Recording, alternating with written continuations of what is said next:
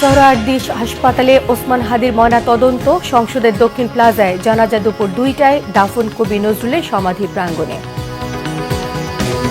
সিরিয়ায় operation হকাই strike চালাচ্ছে যুক্তরাষ্ট্র, টার্গেট ইসলামিক স্টেট, আইএসের বিভিন্ন লক্ষ্যবস্তু। দেখছিলেন ক্রাউন সিমেন্ট সংবাদ শিরোনাম, এবারে বিস্তারিত। দর্শক, এই মুহূর্তে সোহরাওয়ার্দী হাসপাতালে আছেন আমাদের বিশেষ প্রতিনিধি মুহিবুল্লাহ মুহিব, সরাসরি যুক্ত হচ্ছি তার সঙ্গে। মুহিব, ওসমান হাদির মরদেহের ময়না তদন্ত সম্পর্কে আমাদের বিস্তারিতভাবে জানাবেন। এই মুহূর্তে ওসমান হাদির মরদেহ সোহরাওয়ার্দী মেডিকেল কলেজ হাসপাতাল থেকে নিয়ে যাওয়া হচ্ছে জাতীয় হৃদরোগ ইনস্টিটিউটের যে মর্চুয়ারিটি রয়েছে সেখানে।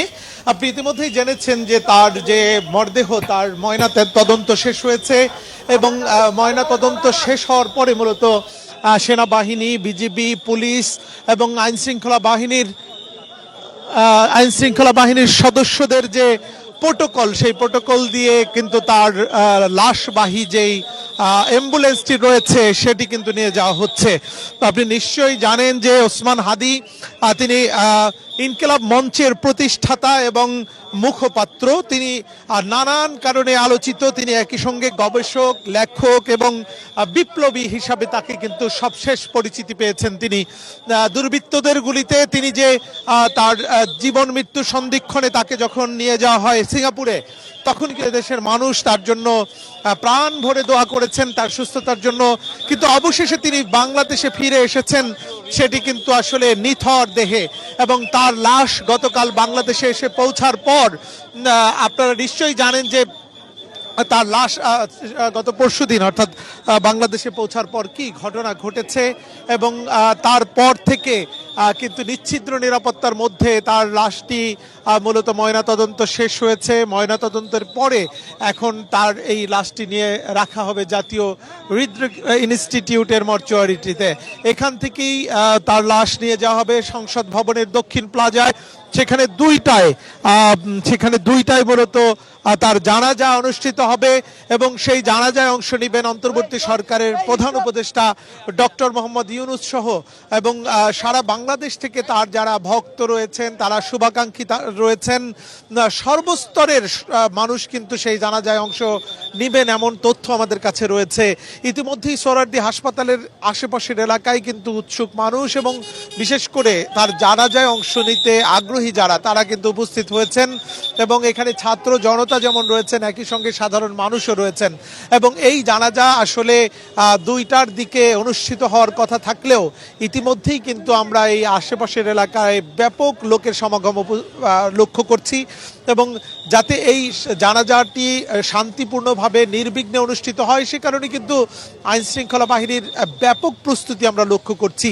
তো এইখানে ময়না তদন্ত শেষ করার পরে এখান থেকে ঠিক কয়টায় সেই জাতীয় সংসদের দক্ষিণ প্লাজায় তার মরদেহ নিয়ে যাওয়া হবে সেটি আসলে এখন পর্যন্ত স্পষ্ট করে না জানলেও আমরা যেটি শুনেছি যে এখানে এই মুহূর্তে রয়েছেন স্বাস্থ্য মন্ত্রণালয়ের দায়িত্বপ্রাপ্ত বিশেষ সহকারী অর্থাৎ প্রধান উপদেষ্টার বিশেষ সহকারী অধ্যাপক ডক্টর সাইদুর রহমান। তিনি কিন্তু সার্বক্ষণিক এই বিষয়টি তদারকি করছেন, এবং তার যে ময়না তদন্ত থেকে শুরু করে তার সার্বিক সব কিছুই কিন্তু তিনি তদারকি করছেন। সব মিলিয়ে কিন্তু আমরা একটু ভেতরে যাওয়ার চেষ্টা করি, এখানে তার লাশটি কোথায় রাখা হচ্ছে, বা জাতীয় হৃদরোগ ইনস্টিটিউটের ভেতরে এই মুহূর্তে নিয়ে যাওয়া হয়েছে ওসমান হাদির লাশ, এবং এই লাশটি কিছুক্ষণ এখানে রাখার কথা আমরা শুনেছি। এবং যেহেতু 12টা অলরেডি বেজে গেছে, হয়তো বা ঘন্টাখানেক পরেই এখান থেকে তার লাশটি নিয়ে যাওয়া হবে সংসদ ভবনের দক্ষিণ প্লাজায়। সেখানে অনুষ্ঠিত হবে তার জানাজা। ইতিমধ্যেই আপনি জেনেছেন যে তাকে কাজী নজরুলের মাজারের ঠিক তার সমাধির পাশেই তাকে দাফন করার জন্য কবর খোঁড়া হচ্ছে। সেখানেই চিরনিদ্রায় শায়িত হবেন ওসমান হাদি। আপনাকে জানিয়ে রাখি, ঝালকাঠি জেলার নলছিটি উপজেলায় ওসমান হাদির জন্ম 1993 সালে। তারপর থেকে তিনি পড়াশোনা করেছেন ঝালকাঠি NS কামিল মাদ্রাসায়। সেখান থেকে SSC এবং HSC অর্থাৎ দাখিল এবং আলিম পাশ করার পরে তিনি ভর্তি হয়েছেন ঢাকা বিশ্ববিদ্যালয়ের রাষ্ট্রবিজ্ঞান বিভাগে এবং সেই ছাত্র থাকা অবস্থায় কিন্তু হাদির বিপ্লবী চেতনা এবং তার জাতীয় পর্যায়ে তার যে বিভিন্ন প্রতিযোগিতা অংশগ্রহণের মধ্য দিয়েই কিন্তু তিনি বিপ্লবী চেতনাকে প্রস্ফুটিত করেছিলেন এবং সবশেষ শেখ হাসিনা পতন আন্দোলন, স্বৈরাচার পতন আন্দোলনে তার যে সক্রিয় ভূমিকা সেটি ছিল আসলে বিরল। কারণ তিনি সেই সময় থেকেই শুরু করে তিনি স্বপ্ন দেখেছিলেন যে বাংলাদেশে একটি কালচারাল বিপ্লব প্রয়োজন এবং সেই কালচারাল বিপ্লবের স্বপ্ন থেকেই তিনি প্রতিষ্ঠা করেছিলেন ইনকিলাব মঞ্চ এবং সেই ইনকিলাব মঞ্চের কিন্তু তিনি প্রতিষ্ঠাতা মুখপাত্র। সেই মুখপাত্র হওয়ার পরে নানা সময়ে ভারতীয় আগ্রাসন, ভারতীয় আধিপত্যবাদের বিরুদ্ধে তার যে সোচ্চার কণ্ঠস্বর, সেই কণ্ঠস্বর স্তমিত করে দেওয়ার জন্যই তাকে কিন্তু প্রকাশ্যে একেবারে তাকে গুলি করা হয়েছিল এবং সেই গুলিবিদ্ধ ওসমান হাদি কিন্তু আসলে শেষ সময়ে তার আসলে সেই জীবন অবসানের মধ্য দিয়েই কিন্তু একটি ইতিহাস এবং একটি বিপ্লবিক চরিত্রের অবসান হয়েছে এবং তার যে ভক্ত, তার যে শুভানুধ্যায়ী, তার যে শুভাকাঙ্ক্ষী, তারা কিন্তু আসলে তার এই হত্যাকাণ্ডে তীব্র বিরোধিতা করেছেন এবং তারা কিন্তু প্রতিবাদ জানিয়েছেন। সেই প্রতিবাদের দাবানল ছড়িয়ে পড়েছিল পুরো বাংলাদেশে, শুধু ঢাকা শহরে নয়, পুরো ছাত্র জনতা নেমে এসেছিল রাস্তায়। তাদের দাবি ছিল ওসমান হাদিকে যারা হত্যা করেছে, ওসমান হাদিকে যারা গুলি করে হত্যা করলো, তাদেরকে গ্রেফতার করে দৃষ্টান্তমূলক শাস্তির তাদের দাবি জানিয়েছেন। একই সঙ্গে তারা বারবার বলছেন যে হত্যাকাণ্ডের পরে সেই যারা এই হত্যায় অংশ নিয়েছে সেই হত্যাকারীরা কিভাবে পালিয়েছে এবং তাদেরকে পালাতে কারা সহায়তা করেছে সেই বিষয়গুলো কিন্তু ছাত্র জনতা বারবার প্রশ্ন করছেন এবং সেই প্রশ্ন আসলে তারা যেটি করছেন সেই প্রশ্নের উত্তর হয়তো সরকার দিবে। আপনাকে অসংখ্য ধন্যবাদ। আপনাকে পরবর্তীতে আবারও সংযুক্ত করার চেষ্টা করব। দর্শক, এতক্ষণ দেখছিলেন শহীদ ওসমান হাদির মরদেহ সম্পর্কে, তার ময়নাতদন্ত সম্পন্ন হয়েছে এবং পরবর্তী কার্যক্রম সম্পর্কে, তার দাফন কোথায় হতে পারে বিস্তারিতভাবে আমাদের জানাচ্ছিলেন আমাদের বিশেষ প্রতিনিধি মহিবুল্লাহ মহিব। দর্শক, এই মুহূর্তে সংসদ ভবনের দক্ষিণ প্লাজায় আছেন আমাদের বিশেষ প্রতিনিধি সেকান্দার রেমান। সরাসরি কথা বলছি তার সঙ্গে। রেমান, শুনতে পাচ্ছেন কিনা? রেমান, ওসমান হাদির মরদেহ দক্ষিণ প্লাজায় কখন আনা হতে পারে? জানাজার প্রস্তুতি কেমন দেখতে পাচ্ছেন আপনি সেখানে? এখানে কিন্তু দুপুর 2টায় জানাজা হওয়ার কথা রয়েছে। তো এরই মধ্যে জানাজা হওয়ার কথা রয়েছে। তো এরই মধ্যে জড়ো হতে শুরু করেছে বিপুল সংখ্যক মানুষ কিন্তু এখানে এসেছে।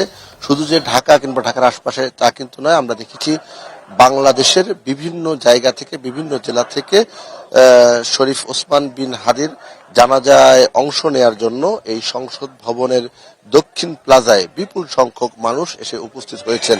তারা অবিলম্বে এই যে হাদিকে যে হত্যা করা হয়েছে নির্মমভাবে, নৃশংসভাবে, সেই হত্যার সঙ্গে, খুনের সঙ্গে যারা জড়িত এবং এর নেপথ্যে যারা কাজ করেছে তাদেরকে খুঁজে বের করে দৃষ্টান্তমূলক শাস্তির দাবি করছেন, যাতে অদূর ভবিষ্যতে কোনো রাজনীতিবিদ, কোনো এরকম যারা রাজনীতি করেন, মাঠের রাজনীতির সঙ্গে যুক্ত যারা তৃণমূল থেকে উঠে এসেছেন, তাদের নিরাপত্তা কোনো শঙ্কা না থাকে। সেই সঙ্গে সরকারের প্রতি তারা আহ্বান জানাচ্ছেন যে কোনো পরিস্থিতিতে সরকার যাতে নমনীয় না হয়, সরকার যাতে এই বিচারটি দৃষ্টান্তমূলক বিচারের ব্যবস্থা করেন। এবং এখানে জানাজাকে কেন্দ্র করে আমরা লক্ষ্য করছি আইন শৃঙ্খলা রক্ষাকারী বাহিনীর সদস্যদের বিপুল সংখ্যক সদস্য এখানে উপস্থিত হয়েছেন। সংসদ ভবনের যে সামনের মাঠটি, এটি কিন্তু সাধারণত অন্য যে কোনো সময়ে উন্মুক্ত থাকে না, কিন্তু আজকে ওসমান বিন হাদির জানাজা উপলক্ষে এই মাঠটি খুলে দেওয়া হয়েছে, নিরাপত্তা ব্যবস্থা জোরদার করা হয়েছে এবং এই মাঠে কিন্তু মুসল্লিরা এসে জানাজায় অংশ নিতে আসা সাধারণ মানুষরা এসে কিন্তু উপস্থিত হয়েছেন। প্রধান উপদেষ্টা প্রফেসর ডক্টর মোহাম্মদ ইউনূস এই জানাজায় অংশ নেবেন। এছাড়াও বিভিন্ন রাজনৈতিক দলের শীর্ষ নেতারাও কিন্তু জানাজায় অংশ নেবেন এবং জানাজাকে কেন্দ্র করে এখন পর্যন্ত যেটি বলা হয়েছে যে এখানে কোনো ধরনের অস্থিতিশীল পরিস্থিতি যাতে করা না হয়, মাইকে ঘোষণা দেওয়া হচ্ছে যাতে সবাইকে শান্ত থাকার জন্য সরকারের পক্ষ থেকে, আয়োজকদের পক্ষ থেকে, পরিবারের পক্ষ থেকে বলা হচ্ছে যে হাদির যে শিক্ষা, হাদির যে বক্তব্য, হাদির যে প্রেরণা, সেটি কাজে লাগিয়ে বিপ্লবী মনোভাব পোষণ করার জন্য বলা হয়েছে, কিন্তু কোনো ধরনের উচ্ছৃঙ্খলা, কোনো ধরনের বিশৃঙ্খলা, কোনো ধরনের ক্ষতি সাধনের ধ্বংসাত্মমূলক কোনো কার্যক্রম না করার জন্য সরকারের পক্ষ থেকে, এমনকি পরিবারের পক্ষ থেকেও বলা হয়েছে। দাবি জানানোর যে প্রক্রিয়া রয়েছে সেই প্রক্রিয়ার মাধ্যমে দাবি জানানোর কথা বলা হচ্ছে এবং সরকার এ বিষয়ে আন্তরিক বলে সরকারের পক্ষ থেকে বারবার বলা হচ্ছে। সরকার বলছে এই যে হাদির পরিবার, বিশেষ করে হাদির সন্তান সহ পুরো পরিবারের যে বিষয়গুলো রয়েছে, তাদের যে দাবি রয়েছে, সেগুলো সরকার ইতিবাচক ভাবে নিচ্ছে, পরিবারের দায়িত্ব নিচ্ছে। এর আগে যখন হাদির উপর গুলি করা হয় তখন কিন্তু হাদিকে বাংলাদেশ থেকে সিঙ্গাপুরে নিয়ে যাওয়া হয়, সেই প্রক্রিয়াটাও কিন্তু অন্তর্বর্তীকালীন সরকার, বিশেষ করে সরকার প্রধান প্রফেসর ডক্টর মোহাম্মদ ইউনূস তার দিক নির্দেশনায় কিন্তু এটি বাস্তবায়িত হয়েছিল। আমরা এখানে লক্ষ্য করছি উপদেষ্টা পরিষদের সদস্য সহ অনেকেই এখানে আসছেন এবং তারা কিন্তু এই জানাজায় অংশগ্রহণ করবে। বেলা 2টায় জানাজা হবে, এখন 12:15 বাজে।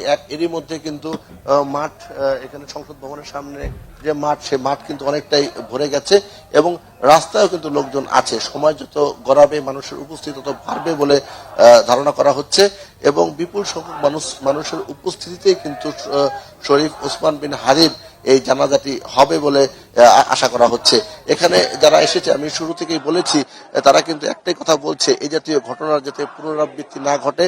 জুলাই গণ অভ্যুত্থানে, 2024 সালের জুলাই গণ অভ্যুত্থানে যে সমস্ত নায়কেরা, যে সমস্ত বিপ্লবীরা এই জুলাই গণ অভ্যুত্থান বাস্তবায়নে ভূমিকা রেখেছেন, অনেকে শহীদ হয়েছেন, অনেকে আহত হয়েছেন, প্রত্যেকের, যারা বেঁচে আছেন তাদের প্রত্যেকের নিরাপত্তা ব্যবস্থা জোরদারের কথা বলা হচ্ছে, জোরদারের দাবি উঠেছে। বিশেষ করে সামনে নির্বাচন, সেই নির্বাচনের আগ মুহূর্তে কোনো ধরনের বিশৃঙ্খল পরিস্থিতি যাতে তৈরি না হয় সেই বিষয়টি খেয়াল রাখতে, সজাগ থাকতে এবং আইন শৃঙ্খলা রক্ষাকারী বাহিনীর সদস্যদের শক্ত অবস্থানে থাকতে সাধারণ মানুষের পক্ষ থেকে কিন্তু বারবার বলা হচ্ছে। কোন ধরনের উস্কানি কিংবা কোন ধরনের পরিস্থিতি তৈরি করে নির্বাচন যাতে বানচাল করা না হয় সে বিষয়টি কিন্তু বলা হচ্ছে সাধারণ মানুষের পক্ষ থেকে। এখন কিন্তু যতক্ষণ কথা বলছি এখানে আমরা দেখছি পতাকা, বাংলাদেশের জাতীয় পতাকা সহ বিভিন্ন স্লোগান, প্ল্যাকার্ড নিয়ে কিন্তু এখানে অনেকে এসেছেন। এখানে সাধারণ মানুষরা এসেছেন, তারা বলছেন যে এখানে রেমান, আপনাকে অসংখ্য ধন্যবাদ। দর্শক, মানিক মিয়া অ্যাভিনিউতে আছেন আমাদের বিশেষ প্রতিনিধি সেকান্দ রেমান, সেখান থেকে তিনি জানাচ্ছিলেন শহীদ ওসমান হাদির দাফন সম্পন্নের কথা, কে কে তার দাফনে থাকবেন তাদের ব্যাপারে বিস্তারিত জানাচ্ছিলেন। আইন শৃঙ্খলা রক্ষাকারী বাহিনীর নিরাপত্তা ব্যবস্থার কথাও আমরা শুনতে পাচ্ছিলাম। রাজধানীর শাহবাগে অবস্থান নিয়ে আছে শোকাহত ছাত্র জনতা। শহীদ ওসমান হাদির হত্যাকাণ্ডের প্রতিবাদে জনতার এই অবস্থান। শহীদ হাদির খুনিদের দ্রুত আটক করে বিচারের দাবিতে মুহুর্মুহু স্লোগান দিচ্ছেন তারা। দর্শক, এই মুহূর্তে শাহবাগে আছেন আমাদের বিশেষ প্রতিনিধি জিয়া খান, সরাসরি যুক্ত হচ্ছে জিয়ার সঙ্গে। জিয়া, শুনতে পাচ্ছেন? জিয়া, শাহবাগের এখনকার পরিস্থিতি কেমন দেখতে পাচ্ছেন, আমাদেরকে জানাবেন বিস্তারিতভাবে। শহীদ শরীফ ওসমান হাদির জানাজাকে কেন্দ্র করে রাতেও ছিল এবং আজকে সকাল থেকে কিন্তু এই শাহবাগপুরে এসে অবস্থান করে যে জুলাই যোদ্ধা তারা, এবং আপনার মাধ্যমে নিশ্চয় দর্শকরা দেখতে পাচ্ছি যে তারা শাহবাগ থেকে কিন্তু এখন একটি বিশাল মিছিল দিয়ে তারা ওই জানাজায় অংশ নিতে যাচ্ছে। যারা শরীফ ওসমান হাদির হত্যার বিচারের, তারা সুষ্ঠু বিচারের দাবি করেছেন, পাশাপাশি যে ঘাতক তাদেরকে গ্রেফতারের দাবি জানিয়েছেন। এবং আপনি আপনার মাধ্যমে নিশ্চয়ই দর্শক দেখতে পাচ্ছি যে ইতিমধ্যে সেই শোক মিছিলটি নিয়ে তারা কিন্তু চলে যাচ্ছেন, শাহবাগ ত্যাগ করছেন। তারা শাহবাগ থেকে চলে যাচ্ছেন, এখন তারা শাহবাগে অবস্থান করেছিলেন। তারা মানিক মিয়া অ্যাভিনিউতে, যেখানে শহীদ শরীফ ওসমান হাদির জানাজা অনুষ্ঠিত হবে, সেখানে তারা যাচ্ছেন। এবং সকাল থেকেই ঢাকার আশপাশ সহ দেশের বিভিন্ন জেলা থেকে এসে মানুষজন এই শাহবাগে এসে অবস্থান নিয়েছিল এবং তারা ঠিক এই 12টার দিকে তারা এখানে শাহবাগ এই অঞ্চল থেকে শোক মিছিলটি নিয়ে যাচ্ছেন। এর আগে তারা শাহবাগে তারা প্রতিবাদ সমাবেশ করেছেন। তারা বিভিন্ন ধরনের এই হত্যার প্রতিবাদ তারা জানিয়েছেন এবং এই হত্যার জন্য সরকারকে তারা দায়ী করছেন এবং তারা বলছেন যে তারা বলছেন যে সরকারের গাফিলতি এবং বিশেষ করে স্বরাষ্ট্র এবং আইন উপদেষ্টার গাফিলতির কারণে একের পর এক আইন শৃঙ্খলার যে অবনতি, সেই অবনতির ঘটনাগুলো ঘটেছে। এজন্য তারা সেটার তীব্র প্রতিবাদ জানান এবং শহীদ শরীফ ওসমান হাদি যে জানাজা, সেই জানাজায় তারা যোগ দেবেন। এছাড়া সময় আমি রাজধানীর বিভিন্ন এলাকা ঘুরে দেখেছি যেখানে আইন শৃঙ্খলা বাহিনী তারা তাদের যে তৎপরতা, অর্থাৎ নাশকতা প্রতিরোধে যে ধরনের ব্যবস্থা নিয়েছে, সেই বিষয়গুলো আমরা তাদেরকে চেকপোস্ট আমরা দেখেছি, তল্লাশি দেখেছি বিভিন্ন যানবাহনে। এছাড়া ঢাকা মেট্রোপলিটন পুলিশ প্রায় 1000-এর মতো বডি অর্ন ক্যামেরা যারা নিয়ে মাঠে নেমেছেন, যে ক্যামেরার মাধ্যমে তারা যে কোনো ধরনের অপ্রীতিকর পরিস্থিতি ঠেকাতে তারা সক্ষম হবে বলে আমাদের জানিয়েছেন। এছাড়া প্রায় 870 জন আনসার সদস্য আজকের রাজধানী জুড়ে মোতায়েন করা হয়েছে। এছাড়া বিজিবির বিশাল একটি প্লাটুন বিশাল টিম তারা মাঠে কাজ করছে যাতে অপ্রীতিকর পরিস্থিতি এড়ানো যায়।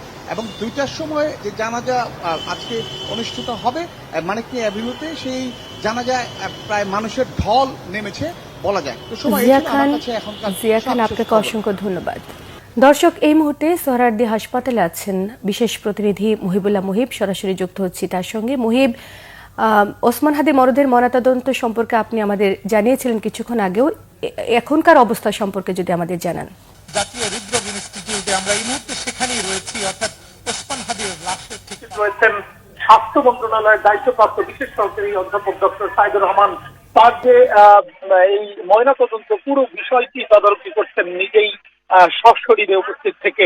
আমরা তার সঙ্গে কথা বলার চেষ্টা করেছিলাম, যদিও তিনি গণমাধ্যমের সঙ্গে কথা বলতে রাজি হননি। আমরা একটু তার যে লাশবাহী গাড়ি রয়েছে সেখানে একটু যেতে চাই। আপনাকে জানিয়ে রাখি যে ওসমান হাদি তার যে লাশটি দেশে নিয়ে আসার পরে মূলত রাখা হয় এই জাতীয় হৃদরোগ ইনস্টিটিউটে। এখানেই কিন্তু তাকে নিয়ে আসা হয়েছে এবং এখান থেকেই তাকে আবার নিয়ে যাওয়া হবে জাতীয় সংসদের দক্ষিণ প্লাজায়।